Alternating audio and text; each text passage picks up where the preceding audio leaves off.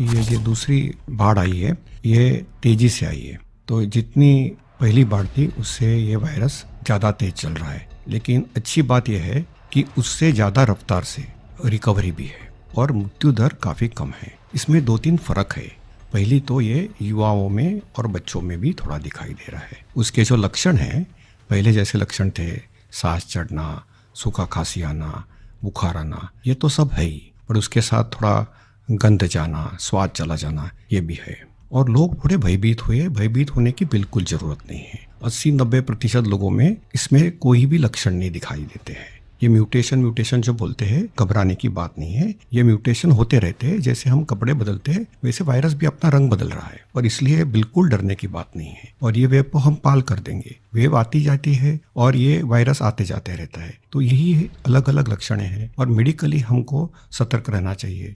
एक 14 से 21 दिन का ये कोविड का टाइम टेबल है। इसमें वैद्यकीय सलाह लेना चाहिए। क्लिनिकल ट्रीटमेंट लोग बहुत देरी से चालू करते हैं और अपने आप बीमारी से दब जाएंगी ये भरोसे पे रहते हैं और मोबाइल पे आने वाली बातों पे भरोसा रखते हैं। और अगर सरकारी दी हुई सूचना का पालन करे तो ये कठिनाई का सामना नहीं आता है। तो कोविड में जो ट्रीटमेंट क्लिनिकल प्रोटोकॉल है उसमें 3 प्रकार की तीव्रता है। हल्का या माइल्ड कोविड, मध्यम या मॉडरेट कोविड और तीव्र कोविड जो सीवियर कोविड बोलते हैं, इसके लिए है। तो जो हल्का कोविड है उसके लिए तो हम ऑक्सीजन का मॉनिटरिंग करते हैं, पल्स का मॉनिटरिंग करते हैं, बुखार का मॉनिटरिंग करते हैं। बुखार बढ़ जाता है तो कभी कभी पैरासीटामोल जैसी दवाई का इस्तेमाल करते हैं और अपने डॉक्टर से संपर्क करना चाहिए।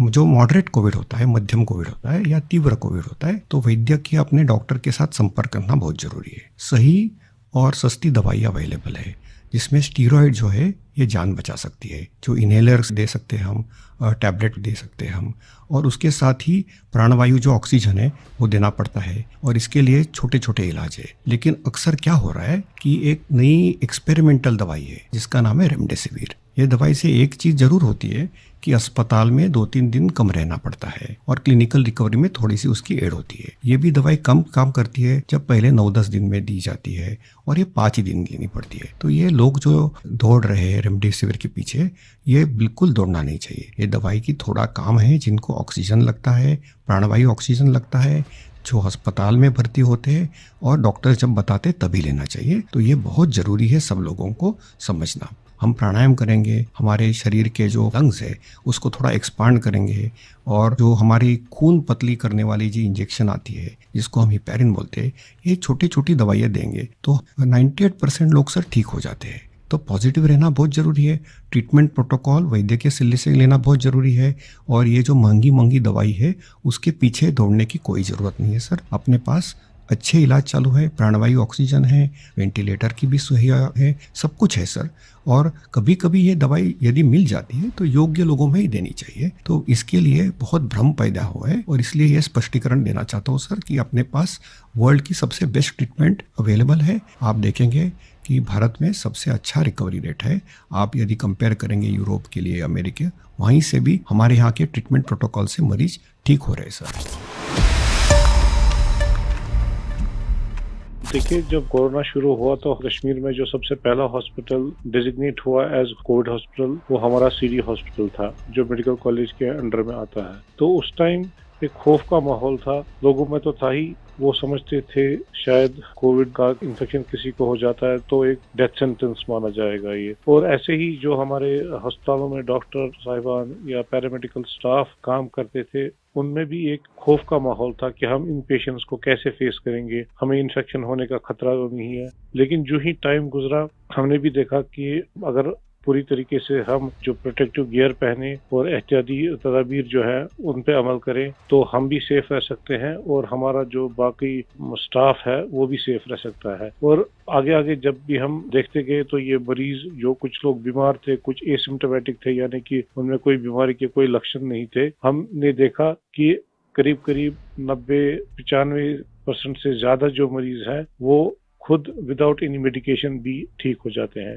तो वक्त जैसे गुजरता गया तो लोगों में जो कोरोना का एक डर था वो बहुत कम हो गया। आज की बात जो हम ये सेकंड वेव जो इस टाइम हमारी आई है इस कोरोना में, इस टाइम भी हमें पैनिक होने की जरूरत नहीं है। इस मौके पे भी हम अगर जो प्रोटेक्टिव मेजर्स हैं, जो एसओपीज हैं, अगर उन पे हम अमल करेंगे, जैसे मास्क पहनना, हैंड सैनिटाइजर का यूज करना, इसके अलावा फिजिकल डिस्टेंस मेंटेन करना या सोशल गैदरिंग्स हम अवॉइड करें, तो हम अपना रोजमर्रा का काम भी बखूबी निभा सकते हैं और इस बीमारी से प्रोटेक्शन भी पा सकते हैं।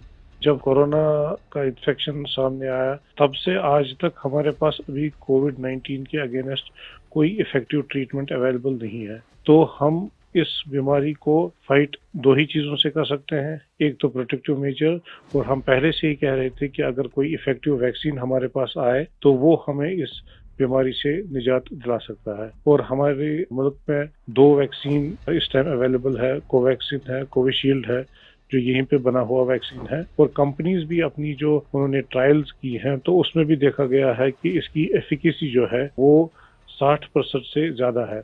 अगर हम जम्मू कश्मीर की बात करें, हमारी यूटी में अभी तक 15 से 16 लाख तक लोगों ने अभी ये वैक्सीन लगाया है। हाँ, सोशल मीडिया में काफ़ी इसके जो मिसकंसेप्शन या मिथ्स इसमें आए थे कि ये साइड इफ़ेक्ट्स हैं। अभी तक हमारे जो भी यहाँ पे वैक्सीन लगे हैं, कोई साइड इफ़ेक्ट उनमें नहीं पाया गया है। सिर्फ जो आम हर किसी वैक्सीन के साथ एसोसिएटेड होता है, किसी को बुखार आना, पूरे बदन में दर्द, या लोकल साइट जहाँ पे इंजेक्शन लगता है वहाँ पे पेन होना, ऐसे ही साइड इफ़ेक्ट्स हमने हर मरीज में देखे हैं। तो कोई ग्रॉस हमने कोई एडवर्स इफेक्ट नहीं देखा है।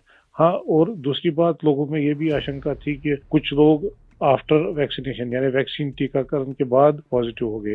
इसमें कंपनी से ही गाइडलाइन है कि उसमें अगर किसी को टीका लगा है उसके बाद उसको इन्फेक्शन हो सकता है, वो पॉजिटिव हो सकता है, लेकिन जो बीमारी की सीवियरिटी है यानी बीमारी की शिद्दत जो है उन मरीजों में उतनी नहीं होगी। यानी कि वो पॉजिटिव हो सकते हैं, लेकिन जो बीमारी है वो एक जानलेवा बीमारी उनमें साबित नहीं हो सकती है। इसलिए जो भी ये मिसकंसेप्शंस हैं वैक्सीन के बारे में, वो हमें दिमाग से निकालने चाहिए। और जिसकी बारी आई, क्योंकि 1 मई से हमारा पूरे मुल्क में जो भी 18 साल से ज़ायद की उम्र के हैं उनको वैक्सीन लगाने का कार्यक्रम शुरू होगा, तो लोगों से अपील यही करेंगे कि आप आए, वैक्सीन लगवाएं और अपने आप को भी प्रोटेक्ट करें, और ओवरऑल हमारी सोसाइटी और हमारी कम्युनिटी इससे प्रोटेक्ट हो जाएगी कोविड-19 के इन्फेक्शन से।